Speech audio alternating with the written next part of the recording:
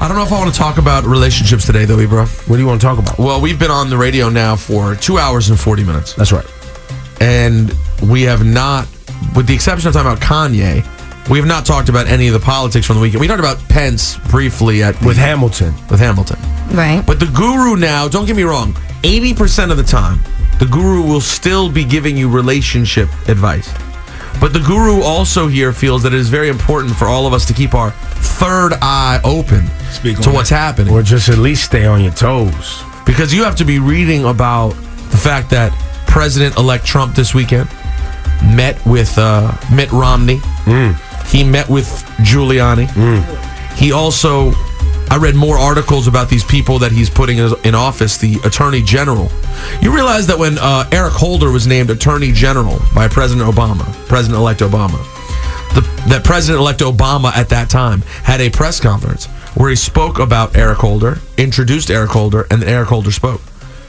President-elect Trump, who is spending all of his time hiding inside Trump Tower. By the way, it's also been decided that his wife and son are going to stay at Trump Tower. Yep. And he will be going to the White House at least some of the time. So he doesn't even want the real job. No, of course not. But he didn't even have a press conference to announce his new Attorney General. It was an email. So wait, the first thing I thought when Donald Trump not staying at the White House, you know the first thing that I got? What's that? Oh, he don't want to move into a house where black people used to live? No, that's reasonable. Is that what you think? That was the first thing I thought of. The first thing I thought of was, man, so disrespectful that all the other presidents, even if I didn't like them, right? Like Bush, even if I didn't like him, he still wanted to be president from the time he was like 12. So when they win, they're like, oh my God, I'm moving to the White House. This idiot never wanted to be president. So they're like, you're president. He's like, I don't want to move to the White House. I got to move. I want to stay in Trump Tower. Keep in mind, this little baby with his baby hands, the entire campaign, no matter where he was, he'd fly home at night. No matter where he was, back at Trump Tower. Now, de Blasio sat down with him on Friday, too. Because they need to have some serious conversations about, bro, you can't just be taking over our city every single day. Because they have to have security. There's an Streets are blocked off. They had to put in bulletproof glass all over Trump Tower because he's riding in elevators where there's visibility of him from other buildings if he's in the elevator. So assassins, in theory, could be in other buildings, and you need to protect him. You can't just have him willy-nilly walking around. And what does the guru have to say about all of this? It's a really good question, Ebro. Because I don't really feel like the guru has a succinct, clear point here. Yes, no, the guru's point is for all of us out there. Pay attention. Just because the election's over doesn't mean it's time to stop paying attention. No, the guru says pay more attention than ever. Because this is how it all happened. I don't know if you know this, but there was a time when our families, I'm talking about Jewish people specifically in this case, were sitting around in Germany and Poland, and they were watching what was happening. They were hearing Hitler talk about all the things he said, and they go, yes, he doesn't like Jews, but don't worry, he's not going to become president. Or chancellor, whatever he was. Then what happened? He won. Then a few years later, everyone's going, well, hold on one second now. He's starting to do something. I know what I'm saying sounds crazy. And you might think, Rosenberg, you're nuts. But my family members died. We're talking about 75 years ago. This was not a long time. You think it could never change again, Ebro? You think it's impossible? Who are you talking to? The man sits here and watches Saturday Night Live. You ain't talking to me. I tried to warn y'all. Saturday Night Live every week. The man goes on Twitter and goes, Saturday Night Live is terrible. The New York Times liars. What do people always say the Jews run? The media and Hollywood. And who is he attacking out there right now every week? The media and Hollywood. Oh, my third eye's open. And then these people want to come and attack the Beastie Boys, Adam Yauch Park over the weekend with swastikas. Oh, hell no. I wish you would. I wish you would. I got something for you. I don't know what it is, but I got it. At a gathering in Washington, D.C. this Saturday, there were white supremacists in a building named after Ronald Reagan, a few blocks from the White House. There was a man who leads this movement called the alt-right movement. I'm making sure that every time I say alt-right, I remind you that they are white supremacists so that it's not coded language. Be very clear that at the end of their gathering, they went on to say that this country is the white man's company. The country. The German white man's country. And at the end of it, they said, Heil, victory. And the crowd responded with their arms outstretched. Oh my God. Heil. Is that this was covered? This was covered in the New York Times today. The man's name is Richard Spencer. There is a intellectual white supremacist movement. This isn't some hillbilly backwoods there it is. movement. This is a real button-up shirt wearing intellectual white supremacist movement, and they are celebrating Donald Trump being president. Now, God bless, there were a lot of us, and by that I mean good people, protesting outside. Yes, there were. It didn't go unnoticed, but that is a terrifying thought.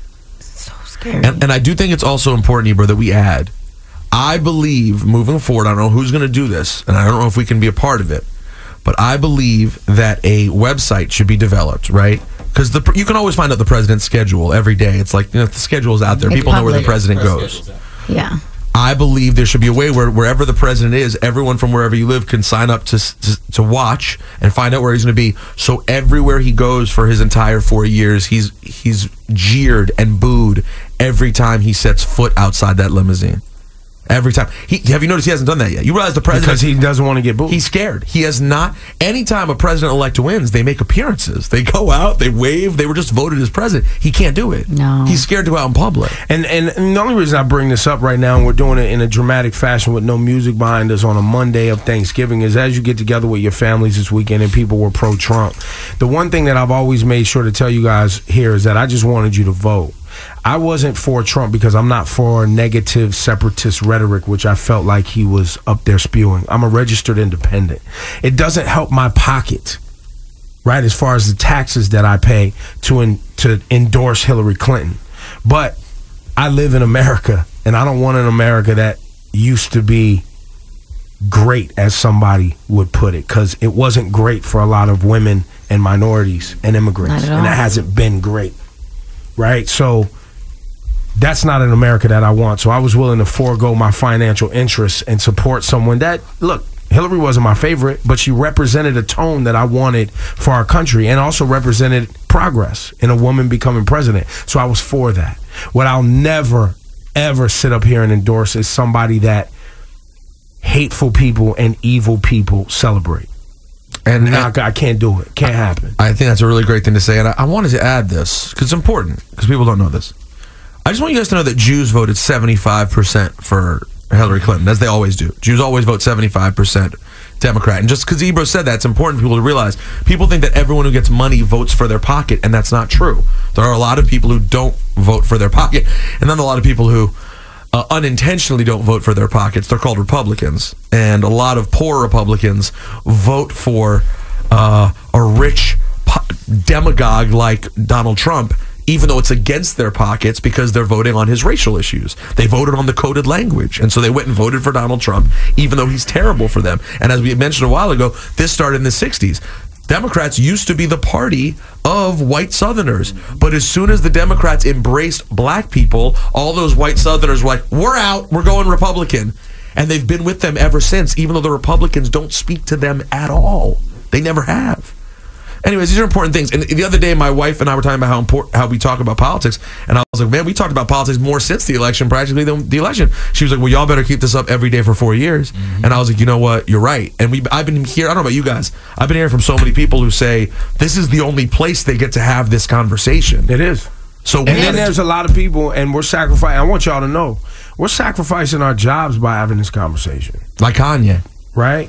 By having this conversation, we're sacrificing our jobs. You say in what context? Well, because most people who participate in radio ratings, they only tune in to Hot 97 for ha ha he slap on the knee and hearing a bunch of black and brown people degrade themselves through music and just have fun and celebrate materialism. So they tune in because it's fun and it's a release. So by having serious dialogue, there's a lot of people who don't want that from us. Of course, there's many people who said we don't want them. They talk about serious issues that we don't want to hear. Literally, we want to hear our favorite song. It's too smart. Scotty Beat Me told us all the time. She talks to people like, we like it. They're okay, but they're too smart. Why y'all be talking about smart stuff? I don't want to hear that in the morning. And by the way, there's another alternative. I want everyone to know there is another alternative for dumb people. It's called Power 105. Yeah. Sorry. My bad. But there is an alternative for people who don't want to have real talk. And Sure. we are going to have real talk here. But you have to notice, back on track, you Sorry, have to got it. notice Focus. that there is a real galvanization of evil people who do not want America to live up to its promise, to live up to what it has said is a land of all people and all people are welcome. There are people who 100% love that language internationally because it brings immigrants here, and they like that concept because they get cheap labor when they bring immigrants here. But when it comes time to actually advancing in the society and moving up and making money and having generations here, they don't want black and brown people to have success here. They don't. And I know Indian people feel it. People who have moved here from India. I know Asian people feel it from all over Asia when they've moved their families here and they've been here for 2-3 generations and they don't feel welcome right now. And that's what they want. They want us to not feel welcome. And it's a weird position. I have to tell you, I do not want any sympathy. I'm not begging for sympathy from any. I don't want anyone to feel sympathy from me. I'm not asking for that. But there is a weird, crappy feeling, and I'm sure there are other white people out there who feel this way. Being a white man in particular right now, who's mortified by all of this and hates it, it sucks because like we're the only group now. Like white women just got tossed in with everyone else when Trump got elected. Like a lot of white women, like my wife, felt more of a minority than they ever felt before. There was the first, I sat with a lady yesterday watching football. She's my neighbor, and she's white and blonde, and she was like, I woke up after Trump got elected, and she's in her 40s, almost 50 years old. She was like, now I finally know what everyone's been talking about. Wow. I've never felt this in my life. Wow. My wife said the exact same thing. She goes, I always, of course, cared about black issues, but I truthfully didn't identify. And the day after, I didn't say it. I just thought it. And a few days after, my wife said to me, Trump winning was the worst day since my brother died. She had never felt anything like that. And she's lost since that time. She lost her grandmother. She lost her uncle. She lost a lot of people since then. She said Trump winning is the worst feeling she's ever had. The lack of safety that she feels, and that she was reminded, like, oh, wow, no one cares about us, including other women, because 45% of white women went out. And I want to say this loud and clear. Hold on, I'm standing up. There's only one group. There's only one group that I can say that. I don't want to say one group. I want to give props to Jewish women, too, because Jewish women are great. I'm sure they voted in very high numbers. This is going to derail. Here we go. I want to say this. Black women voted 96% for Hillary Clinton. 96%. You realize if this election was left to men, Trump would have won the popular vote by, I mean, a landslide. If it was left to white men, Trump would have won so big, they might have started deporting people today. That's how bad white men were. So know that, other white men, we should feel embarrassed because our group sucked. We voted for Trump overwhelmingly. But even white women, like 45%, which is my wife so mortified by that. Black women, and black men were pretty good, but not nearly as good. Black women, 96%.